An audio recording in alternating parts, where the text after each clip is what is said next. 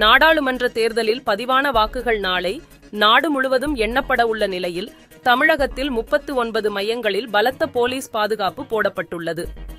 543 தொகுதிகள் கொண்ட நாடாளுமன்ற மக்களவைக்கு கடந்த ஏப்ரல் மாதம் 19ஆம் தேதி தொடங்கி நேற்று முன்தினம் வரை 7 கட்டங்களாக தேர்தல் நடைபெற்றது.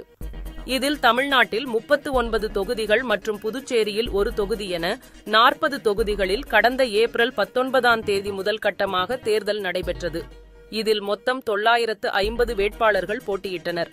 இந்த தேர்தலில் பதிவான ஓட்டுகள் நாளை எண்ணப்படுகின்றன. இந்த பணியில் 38,500 பேர் ஈடுபட உள்ளனர். தமிழ்நாட்டில் 39 தொகுதிகளுக்கான வாக்கு எண்ணும் பணி 39 மையங்களில் உள்ள 43 கட்டிடங்களில் நடைபெற உள்ளது. இந்த மையங்களில் ஒரு சட்டமன்ற தொகுதிக்கு ஒரு அறை வீதம் 234 அறைகளில் வாக்கு எண்ணும் பணி நடைபெற உள்ளது. முதலில் தபால் வாக்குகளும் காலை 8:30 மணிக்கு மின்னணு வாக்குப்பதிவு எந்திரங்களில் பதிவான வாக்குகளும் எண்ணப்படுகின்றன. வாக்கு எண்ணிக்கை நடைபெறும் ஒவ்வொரு மேஜையிலும் கண்காணிப்பு கேமரா பொருத்தப்பட்டு வாக்கு எண்ணும் பணி கண்காணிக்கப்படும். ஒவ்வொரு தொகுதிக்கும் நியமிக்கப்பட்ட தேர்தல் பார்வையாளர்கள் முன்னிலையில் தேர்தல் எண்ணிக்கை நடைபெறும். வாக்கு எண்ணும் மையங்களில் 3 அடுக்கு பாதுகாப்பு ஏற்பாடுகள் செய்யப்பட்டுள்ளன.